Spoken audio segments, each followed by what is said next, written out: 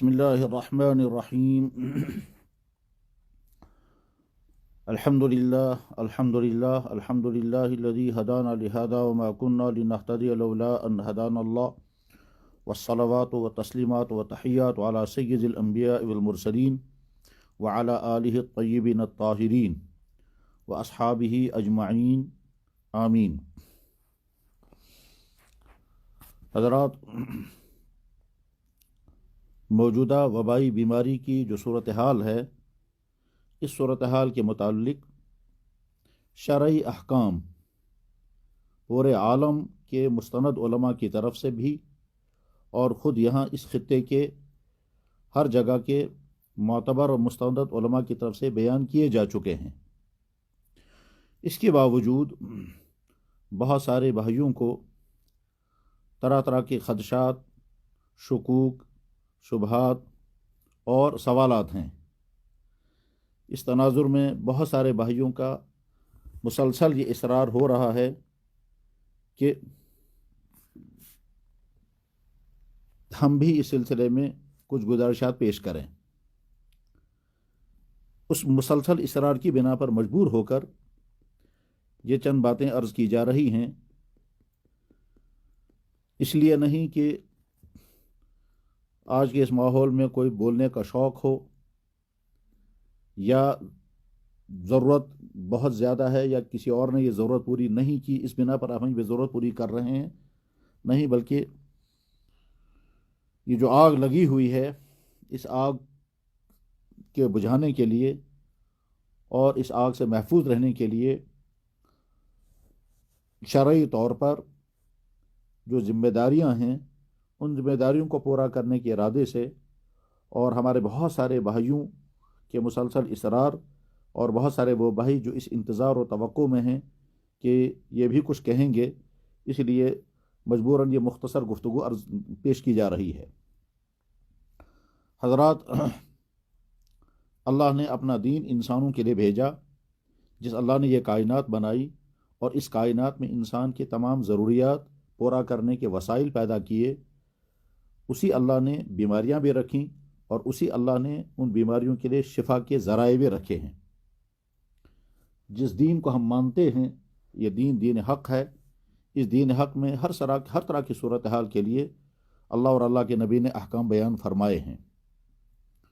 اس وقت کی موجودہ صورتحال میں پہلا سوال یہ ہے کہ مسجدوں میں نمازیں پڑھی جائیں یا نہیں۔ اس سلسلے میں چاروں طرف کے مستند علماء کے جوابات تفصیل کے ساتھ آ چکے ہیں۔ ان جوابات کی روشنی میں اپنے متعلق فیصلہ کر لینا چاہیے کہ ہمیں نمازیں گھر میں پڑھنی ہیں یا مسجد میں پڑھنی ہیں۔ ان تمام جوابات سے پہلے چند باتیں ذہن میں رکھ لیں۔ ان میں سے پہلی بات یہ ہے کہ جناب رسول اکرم صلی اللہ علیہ وسلم مدینہ طیبہ کی حیات مبارکہ میں ایک مرتبہ گھوڑے سے گر گئے اور آپ کا دایاں پہلو بہت سارا حصہ مخدوش یا زخمی ہو گیا، اور اس کے نتیجے میں آپ نے 1 مہینے تک اپنے حجرے مبارک میں نماز ادا فرمائی، اور وہ بھی بیٹھ کر کے نماز ادا کی۔ یہ واقعہ حدیث کی کتابوں میں بھی اور سیرت کی کتابوں میں بھی موجود ہے۔ حدیث کی کتابوں میں بخاری شریف میں متعدد جگہ پر یہ حدیث ہے، جس کے الفاظ مبارک کہیں اس طرح سے ہیں کہ فجوحش شقہ الایمن، آپ کا مبارک دایاں پہلو زخمی ہو گیا، پھر آپ نے 1 مہینے تک اسی مبارک حجرے میں نماز ادا فرمائی ہے۔ اس بات کو ذہن میں رکھ لیا جائے تاکہ آگے چل کر کے مسئلے کی سمجھنے میں آسانی رہے۔ دوسری اہم ترین بنیاد یہ ہے کہ مسلمانوں کے لیے سب سے مشکل ترین، مسلمان مردوں کے لیے سب سے مشکل ترین مرحلہ وہ ہوتا ہے کہ جب وہ دشمنوں میں گھرے ہوئے ہوں اور ان کی جانوں کو کسی جنگی صورتحال کے بنا پر شدید خطرہ ہو۔ ایسے وقت میں اللہ کے نبی علیہ الصلوۃ والسلام نے خود عملاً اور قرآن کریم نے صلاۃ الخوف پڑھنے کا طریقہ مقرر فرمایا، نہ تو نمازوں کو مؤخر کیا، نہ نمازوں کی جگہوں کو بدلا، بلکہ نمازیں اسی جگہ پر ادا فرمائیں، اور صلاۃ الخوف کے ساتھ اس طرح سے نماز ادا فرمائی کہ صحابہ کی ایک جماعت کو اپنی پیچھے مقتدی بنا کر کے کھڑا کیا اور ایک جماعت کو اس نازک جگہ پر کھڑا کیا جہاں سے حملے ہونے کے خطرے تھے، اور اس طرح سے نماز خوف ادا فرمائی۔ اس کے معنی یہ ہیں کہ مشکل سے مشکل حالات میں بھی نماز معاف نہیں ہوتی ہے۔ لیکن اس کے ساتھ ہی تیسری بات یہ بھی ذہن میں رکھ لیں، ہاں یہ نماز خوف کا تذکرہ حدیث کے تمام کتابوں میں پورے عنوان کے ساتھ آتا ہے، باب صلاۃ الخوف، اور حدیثی میں نہیں، قرآن کریم میں بھی نماز خوف پڑھنے کے متعلق ارشاد فرمایا گیا۔ تیسری بات اس سلسلے میں یہ سمجھنی ہے کہ جناب رسول اکرم صلی اللہ علیہ وسلم نے غزوہ احزاب میں، جبکہ دشمنوں کی طرف سے شدید ترین خطرے کی صورتحال تھی، آپ نے اور حضرت عمر بن خطاب رضی اللہ تعالیٰ عنہ نے عصر کی نماز قضا کر کے پڑھی، اور بعضی احادیث میں تو آتا ہے کہ ایک دن ظہر کی نماز، عصر کی نماز، مغرب کی نماز آپ نے نہیں پڑھی اور 4 نمازیں دیر کر کے ادا کی ہیں، یعنی قضا ہوئی ہیں۔ تو گویا ایسی صورتحال بھی آ سکتی ہے کہ جس میں نماز اپنے وقت پر نہ پڑھی جا سکے، اور اللہ کے نبی نے عملاً وہ کر کے دکھایا کہ دیر کر کے نماز پڑھی۔ چنانچہ حضرت عمر بن خطاب رضی اللہ تعالیٰ عنہ آپ علیہ السلام کی خدمت میں حاضر ہوئے اور عرض کیا کہ یا رسول اللہ، میں عصر کی نماز نہیں پڑھ پایا یہاں تک کہ سورج ڈوب گیا۔ تو آپ نے ارشاد فرمایا کہ عمر، میں بھی عصر کی نماز نہیں پڑھ پایا۔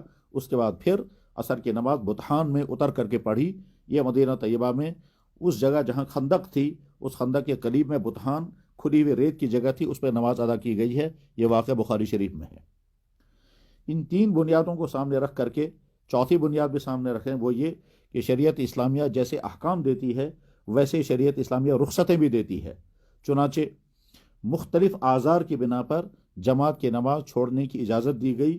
ان اعذار میں سے دشمن کا خوف، ان اعذار میں سے درندوں کا خوف، ان اعذار میں سے بیماریوں کا خوف بھی ہے۔ چنانچہ فقہاء کرام نے جن اعذار کی بنا پر جماعت کی نماز چھوڑنے کی اجازت دی ہے وہ تقریباً 15 یا 20 اعذار ہیں جن اعذار کی بنا پر ترک جماعت کی اجازت دی گئی ہے۔ ان 4 بنیادوں کو سامنے رکھ کر کے اب ہمارے تمام بڑے علماء نے، حتیٰ کہ دارالعلوم دیوبند نے، جامعۃ علماء ہند نے، بمبئی کے علماء نے، بہار کے علماء نے، اور اس کے علاوہ جو عالمی سطح کے ہمارے بڑے علماء ہیں جیسے حضرت مولانا محمد تقی عثمانی دامت برکاتہم، اور ان کے علاوہ اس خطے کے دوسرے بہت سارے علماء نے جو فیصلے سنائے ہیں، ان فیصلوں پر اطمینان کے ساتھ عمل کرنا چاہیے۔ ان فیصلوں کا خلاصہ یہ ہے کہ مسجدوں میں اذان اور جماعت تو قائم رہے گی، مگر کم سے کم تعداد مسجدوں میں پہنچے، اس لیے کہ اس وائرس کے پھیلنے کا سبب ڈاکٹروں کے ماہرین کے مطابق بھیڑ بتائی جا رہی ہے۔ لہٰذا جتنے کم سے کم بھیڑ ہو اتنے زیادہ اس وائرس سے بچنے کے امکانات ہوں گے۔ لہٰذا مساجد میں امام، مؤذن اور چند آدمی جس میں 2 3 4 5 افراد ہوں وہ جماعتیں پڑھیں، اور وہ بھی صفائی کا پورا اہتمام کریں، صفائی کی وہ تمام چیزیں اختیار کر لیں جن چیزوں کی تلقین ہمارے ڈاکٹر صاحبان کر رہے ہیں، اور اس کے بعد بھی نماز بھی قائم رہے، جماعت بھی چلتی رہے، اور باقی لوگ اطمینان کے ساتھ اپنے گھروں میں نماز پڑھیں۔ اس میں کچھ لوگ تو وہ ہوں گے کہ جو بہت اہتمام کے ساتھ جماعتوں کی نماز پڑھتے تھے، ان کو بہت شوق ہوگا، ان کی طبیعتیں آمادہ نہیں ہوں گی، ان کو جی چاہے گا کہ ہم مسجد میں جا کر کے نماز پڑھیں۔ ان کے لیے حکم یہ ہے کہ جب یہ صورتحال ہو، جس صورتحال میں خطرناک بیماری میں مبتلا ہونے کا خطرہ ہے، تو اس وقت ان کو اپنا شوق چھوڑ کر کے اپنے گھروں میں نماز پڑھنے کا اہتمام کرنا چاہیے، اور اس میں جو جماعت چھوٹ رہی ہے اس جماعت کے چھوٹنے کا مداوع وہ یہ کریں کہ اپنے گھروں کے اندر جماعت کر لیں۔ تو جب گھروں میں جماعت وہ کریں گے تو مسجد میں نماز ترک کرنے کا نہ ان کو گناہ ہوگا، اور جو کمی رہ گئی اس کی بھی ضرور تلافی ہو جائے گی۔ ساتھ میں جو یہ احساس رہے کہ یا اللہ ہم آپ کے گھر میں آپ کو سجدہ کرتے، اس سے ہم اس وقت محروم ہو رہے ہیں، اس کے مقابلے میں ہم آپ کو وہی سجدہ کر رہے ہیں مگر اپنے گھروں میں اپنے اہل و عیال کے ساتھ کر رہے ہیں، تو انشاءاللہ اس اجر میں کمی نہیں ہوگی جو اجر اصل میں متعلق ہوتا ہے انسان کے جذبے کے ساتھ۔ اس کے ساتھ ہی دوسرے حضرات جو مسجد میں جا سکتے ہیں، مثلا نوجوان حضرات، تو وہ اگر احتیاط کی بنیاد پر مسجد نہیں جائیں گے تو گنجائش ہے اور اجازت ہے، لیکن اگر سستی کی بنا پر مسجد نہیں جائیں گے اور یہ سمجھیں گے کہ بہت اچھا ہو گیا، ہمیں کنسیشن مل گیا، تو اور اس سستی کی بنا پر مسجد ترک کر رہے ہیں اور خوشی محسوس کر رہے ہیں، تو یہ جذبہ صحیح نہیں ہے۔ بعض دفعہ نیتوں کی بنا پر مسائل بدل جاتے ہیں. احساس یہ رہنا چاہیے کہ کاش ہم مسجد میں جاتے اور مسجد میں نماز ادا کرتے، وہ زیادہ بہتر تھا. اب اگر ہم موجودہ صورتحال کی بنا پر اپنے گھروں میں نماز پڑھیں گے تو ہمیں خوشی نہیں ہے. اس مجبور کن صورتحال کے اندر ہم گھر میں نماز پڑھنے میں مجبور ہیں، اور اس احساس کے ساتھ جب گھروں میں نماز پڑھیں گے تو اس کا انشاءاللہ اجر ہوگا. گھروں میں نماز پڑھنے کے لیے اذان اگر گھر کے اندر پڑھی جائے بہت بہتر ہے، بہت بہتر ہے، لیکن لازم نہیں ہے.